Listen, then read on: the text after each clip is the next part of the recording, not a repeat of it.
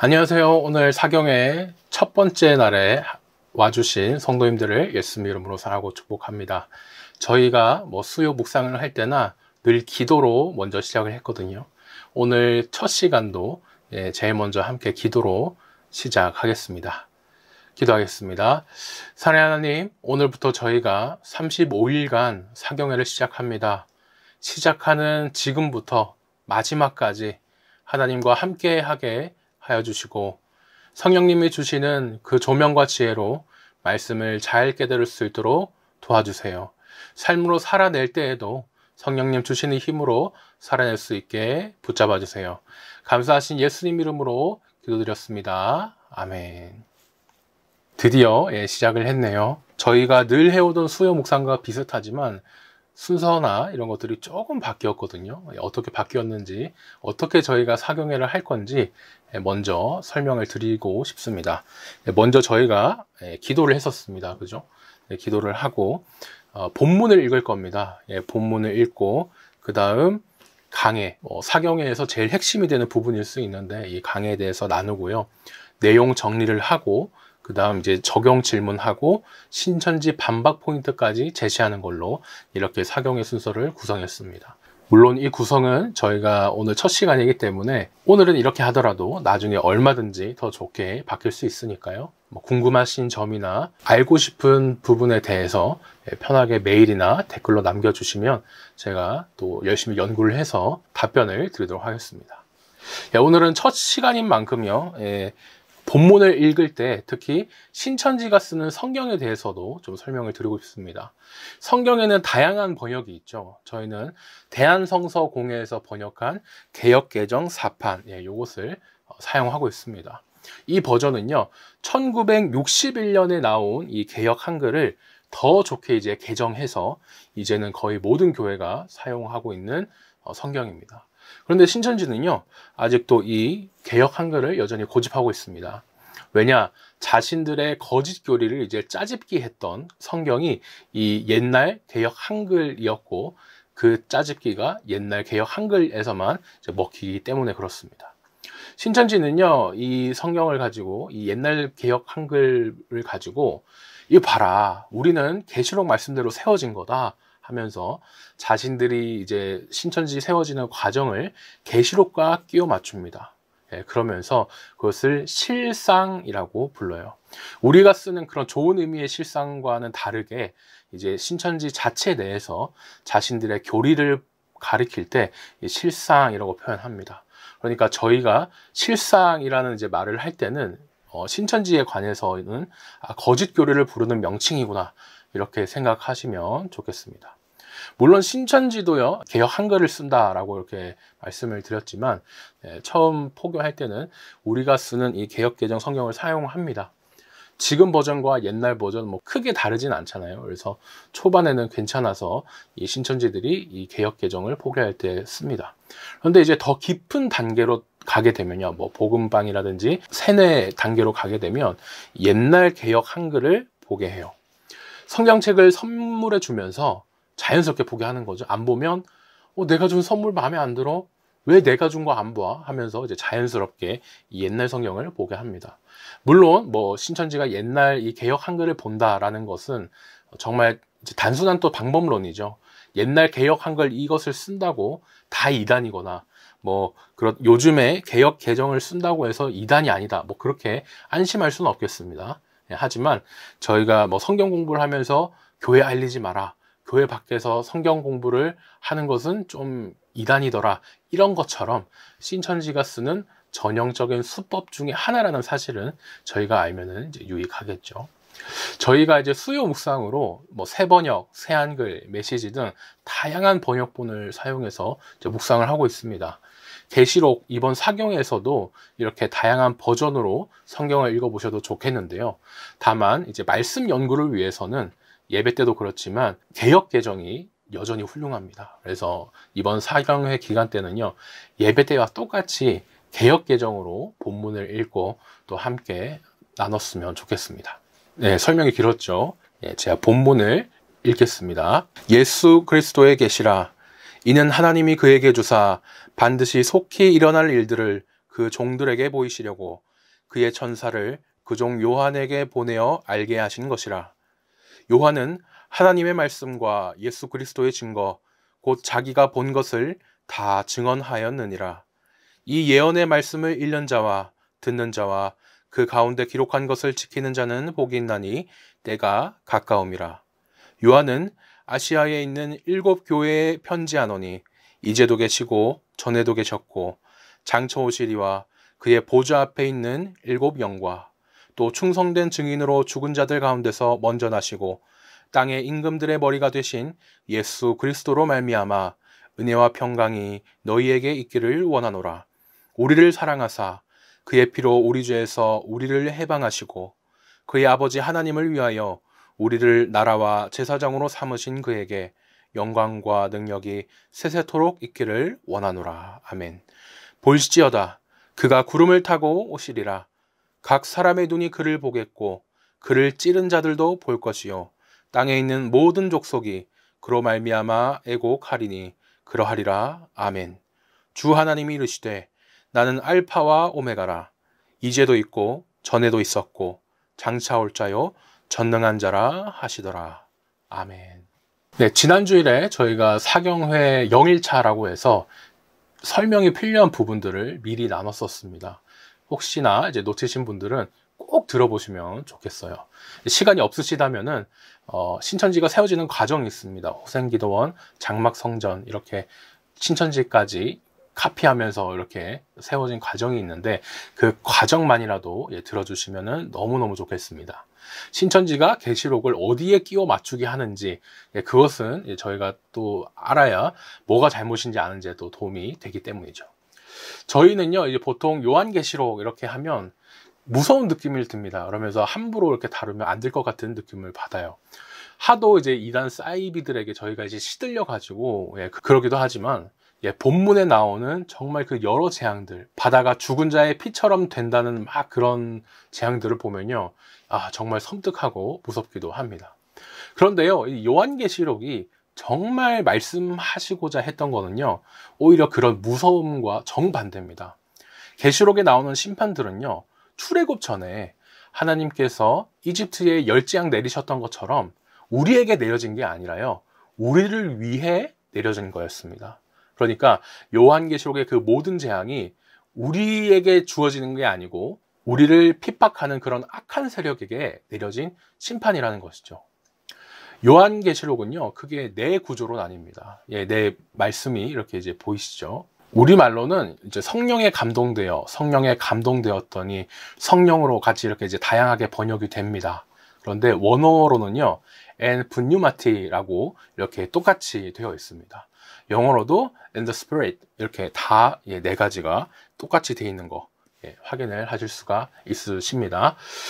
요한계시록이 22장인데 이 22장 전체에 이 문구가 4번 나와요. 그러면서 각각 첫째 환상, 둘째 환상, 셋째 환상, 넷째 환상 이렇게 그 환상을 시작하는 문구로 사용이 됩니다. 제가 구조를 보여드릴 텐데요. 보시면은 1장 10절 첫째 환상으로 나와 있고요. 그 다음에 4장 2절 둘째 환상으로 이렇게 나와 있습니다. 그리고 17장 3절 여기에 포함돼서 넷째 환상으로 나오고 그 다음에 21장 10절 마지막에 이렇게 와가지고 넷째 환상으로 이렇게 의도적으로 성령으로라는 말과 함께 환상이 시작되죠. 그런데 이 네 환상 중에요, 가장 분량이 많은 것이 몇 번째입니까? 딱 봐도 둘째 환상이 제일 많죠. 우리 교회를 지금 괴롭히는 세력에게 심판을 내리는 이 환상, 이것이 이제 본론이기도 하면서 제일 많은 분량을 계시록에서 차지하고 있습니다. 드라마나 영화를 보면요, 마지막에 이제 나쁜 악역들이 이제 그동안의 나쁜 짓을 다 이렇게 돌려받아요. 그러면서 뭐 감옥에 가면서 이제 끝나기도 하는데, 그런 장면을 보면서 저희가 고소해 생각하면서 참 통쾌해 합니다. 요한계시록도요 똑같아요. 로마의 핍박을 받고 있던 당시 초대교회 성도들에게 내가 곧 너희를 핍박하는 세력을 심판하러 갈 테니까 조금만 더 참고 버텨라 라는 위로와 권면의 말씀이 담긴 것이 이 요한계시록입니다. 이런 큰 흐름들 저희가 살펴봤는데요. 자세한 것은 말씀드렸던 대로 0일차 설교를 참고해 주시면서 저희가 오늘 1절부터 함께 살펴보겠습니다. 원어에서 요한계시록은요, 계시라는 말로 시작합니다. 우리 말로 번역되면서 우리말에는 예수 그리스도가 먼저 나왔지만 원어로는 계시라는 말이 먼저 시작돼요. 누구의 계시냐? 예수 그리스도, 예수님의 계시겠죠.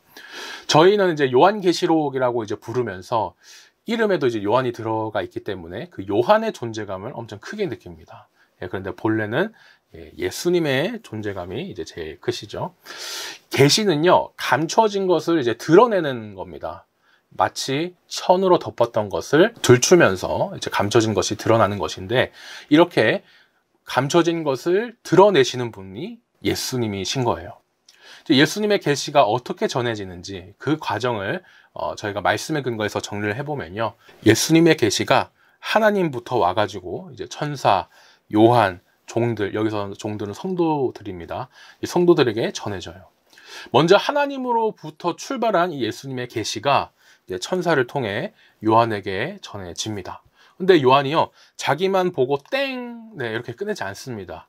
계시록으로 시작해서, 계시록으로 기록해가지고 성령님이 주신 유기적인 영감으로 성경으로 기록을 하죠. 그러면서 그 성경, 계시록을 다른 종들인 성도들에게 전합니다. 편지로 전하죠. 지금 모든 성도들이요, 로마의 핍박 속에서 막 신앙을 지키기 힘든 상황에 있습니다. 우리도 일제시대 때 신사참배로 넘어갔던 많은 교회가 있었고 또 많은 반성을 했는데, 이 시대에도요, 신사참배와 같이 똑같은, 그러니까 로마 황제가 자신을 하나님과 같이 다루면서 막 이제 자신을 숭배하라고 핍박했던 그런 시대였습니다. 그런 가운데 이제 교회들 중에서도 하나님과 로마 황제를 같이 섬기는 이런 곳도 생겨나고 있었어요.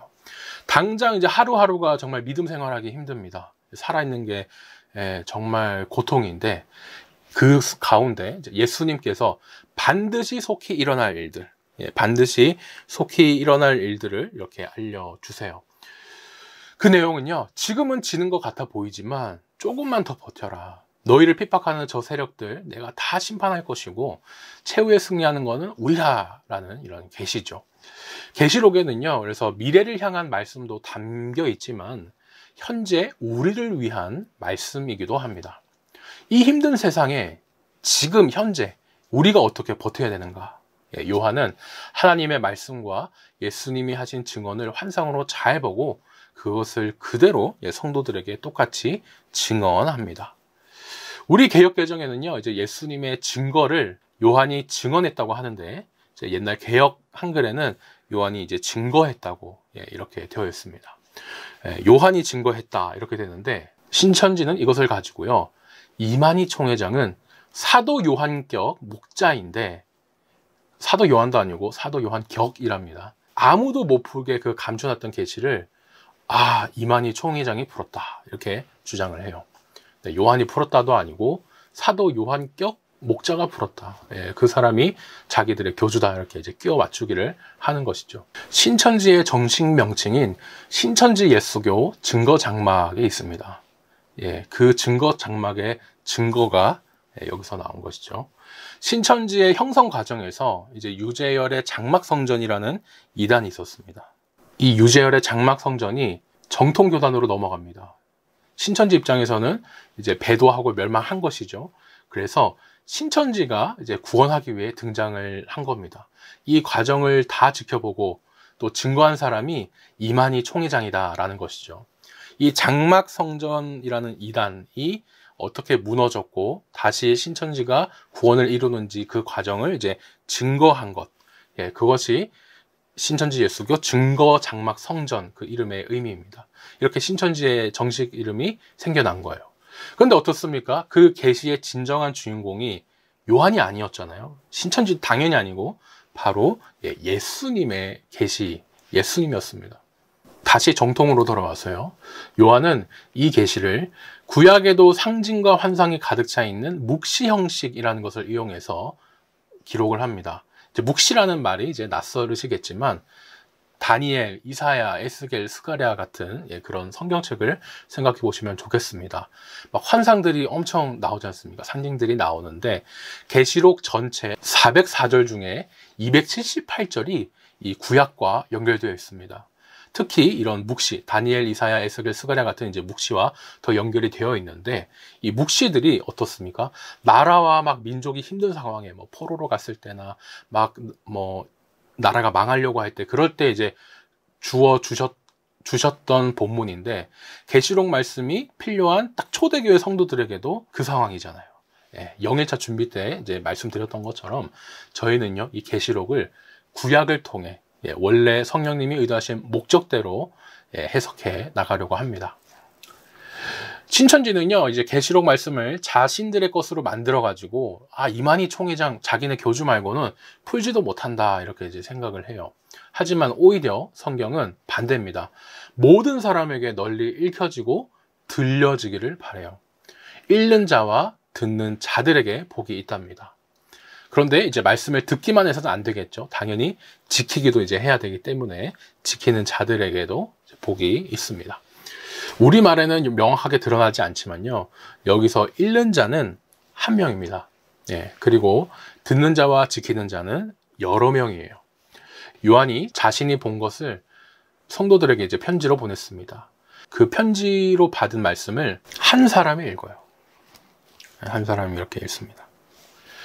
그러고 나서 그 말씀을 이제 여러 사람이 듣습니다. 그리고 지키죠. 이게 무슨 상황인지 혹시 생각이 되세요? 바로 초대교회 성도들이 예배 드리는 모습입니다. 읽는 사람은 성경 말씀을 읽은 것이고 들은 사람들은 다른 이제 성도들로서 말씀을 듣고 지킨 것이죠. 요한은요 자신이 예수님께 보여주신 이 계시를 편지로 써서 7교회에 보냈습니다. 그 성도들이 예배 때 사용하며 읽고 듣고 지키면서 복을 받기를 이제 바란 것이죠. 원어에는요 복이 있다라는 말이 제일 앞에 나와서 강조가 되어 있습니다. 제발 이 말씀 좀 읽으면서 들으시고 지키면서 복을 받으세요.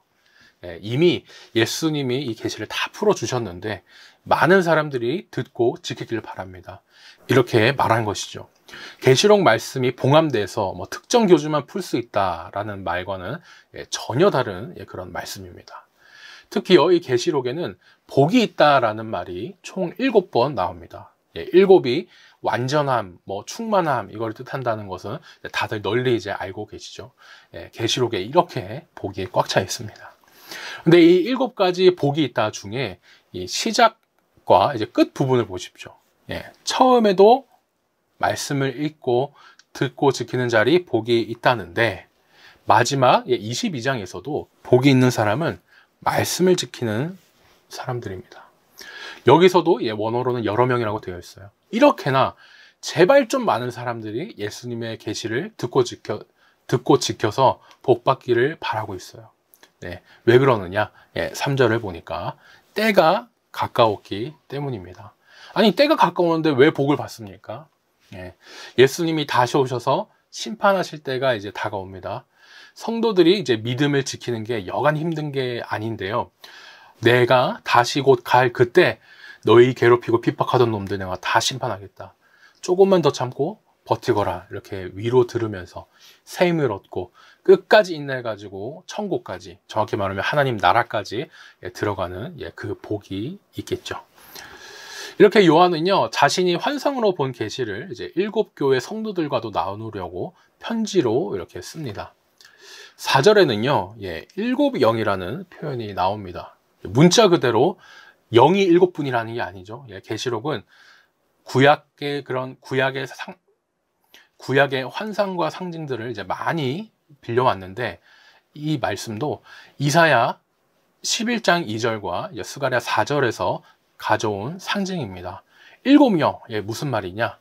막 정말 뭐 어느 광고처럼 별이 5개 뭐 이런 식으로 뭐 영이 7개 이게 아니고요.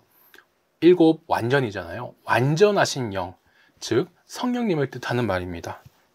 여호와의 영 하나, 둘, 셋, 넷, 다섯, 여섯, 일곱 영이죠. 계시록에는요, 이런 상징과 환상이 많이 나오면서 특히 나라와 민족이 어려울 때 이제 주어졌던 그 형식, 묵시라는 형식으로 많이 사용을 합니다. 저희는요, 성령님이 요한을 통해 이 계시록을 주신 지 약 2000년 후에 말씀을 읽잖아요. 그래서 바로 이해하기 어려운 부분이 여전히 많습니다. 하지만 이 계시록을요, 처음 받아보았던 지금의 아시아 7교회, 즉 소아시아라고 하고 지금의 이제 튀르키예 지역인데요. 이 7교회 성도들에게는요, 아무 문제 없이 쉽게 술술 읽혔습니다. 왜냐? 첫 번째로 구약을 너무 잘 알고 있었기 때문에 계시록에 나오는 환상이 지금과 같이 구약 어디서 가져왔고 무슨 뜻인지 딱 알 수 있었습니다. 또 두 번째로는요, 요한과 이 성도들이 같은 시대에 살았잖아요. 같은 상황에 1세기에 로마가 막 핍박하던 그 같은 힘든 상황을 겪고 있었기 때문에 무슨 말 하는지 또 잘 이해할 수 있었겠죠. 어떤 분들은요, 아이고 목사님, 계시록은 하나님의 말씀이고 계시지 어떻게 편지라고 하실 수 있습니까? 이렇게 생각이 드실 텐데요. 1절에 예수 그리스도의 계시라고 이렇게 말씀하신 것과 함께 4절에도 편지라는 말이 성경에 나오죠. 편지이고 계시가 아니다 이 말이 아니고요. 로마서, 고린도 전후서 같이 바울이 썼던 편지처럼 예수님의 계시를 묵시 형식으로 이제 구약의 다니엘과 같은 막 환상이나 이런 것들을 상징을 이용해서 이제 초대 교회 성도에게 편지를 보낸 것. 그게 바로 요한계시록이라고 하겠습니다. 저희가 편지를 쓸 때요, 지금 한국에 우리도 누구누구에게 누구누구 드림 이렇게 이제 쓰지 않습니까? 당시 성경 시대에도요, 사람들이 편지 처음이나 이제 마지막에 늘 쓰던 인사말이 있었습니다. 누구에게 누가 보내냐 이것 따라 조금씩 다르지만 은혜가 있을지어다라는 말이에요. 요한만 그런 거 아닙니까? 생각할 수 있겠지만요. 보시면 이제 바울도 그랬고, 그다음에 베드로도 그랬습니다. 요한계시록은요, 요한이 당시에 실제로 존재했던 소아시아의 7교회, 에베소, 서바나, 버가모, 두아디라, 사데, 빌라델비아, 라오디게아, 이 성도들을 위로하기 위해서 보낸 편지였습니다. 또 7이 완전이기 때문에 그 7교회 말고 완전한 교회, 지금 우리에게도 그 진리가 전해지고 있죠. 묵시 형식으로 예수님의 계시를 적은 편지를 이제 보낸 것인데, 재밌는 것이요, 재밌는 게 아니고 화나는 것은요, 신천지는 이 7교회도 비유라고 합니다. 신천지 형성 과정에 있어서 자기 단체를 배신했던 이 사람들을 막 이 교회들이 혼나지 않습니까? 이 교회와 연결시키는 거예요. 저희는 실제 이 계시록 말씀을 돌려가면서 읽었던 교회들이 있었다는 걸 압니다. 그러니까 저희는 당연히 이런 거짓 교리에 속지 않으실 수 있겠죠. 소아시아 7교회 순서도 이게 다 의미가 있는데, 그것은 저희가 또 2, 3장 본문 나올 때, 이 7교회가 순서대로 나올 때 다루면 좋겠습니다. 오늘 본문 7절에서는요, 다니엘서처럼 구름을 타고 오시는 인자, 즉 다시 오실 예수님을 말하고 있습니다. 모든 사람이 자기 눈으로 다시 오실 예수님을 보는데, 영이신 하나님이 사랑의 몸을 입고 오신 분이 예수님이시죠. 신천지는 그런데 예수님이 보혜사인 영으로 이미 다시 왔고, 그것을 영적인 눈이 열린 사람만 볼 수 있다 이렇게 얘기를 합니다. 그러면서 영으로 온 그 사람, 영으로 온 그 존재가 보혜사인데, 그 보혜사가 이만이다, 자기 교주다 이렇게 얘기를 합니다. 아니죠. 많은 사람과 제자들이 예수님께서 하늘로 올라가신 것을 사람의 눈으로 이렇게 봤는데, 예수님은 다시 오실 때도 모든 백성과 나라들이 알 수 있게 지금 우리의 이 몸의 눈으로도 볼 수 있게 오십니다. 그 내용이 사도행전에도 기록이 되어 있죠. 8절도 유명한 말씀입니다. 알파와 오메가라는 말씀이죠. 하나님은 처음부터 마지막까지 모든 것을 다스리시는 분입니다. 그런데 신천지는요, 여기에 알파와 오메가도 비유다 이렇게 터무니없는 주장을 합니다.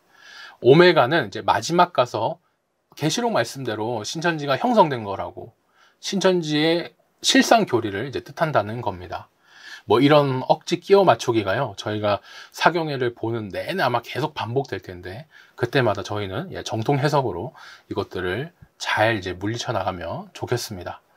마지막 8점 본문까지 저희가 살펴봤고요. 네, 이제 내용 정리하는 시간, 내용 정리를 해보겠습니다. 요한계시록은요, 공포로 감추어져서 이만희 총회장만 풀 수 있는 성경이 아니었죠. 신앙을 지키기 힘든 우리 성도 모두에게 주어진 위로와 격려의 내용이 담긴 책이었습니다.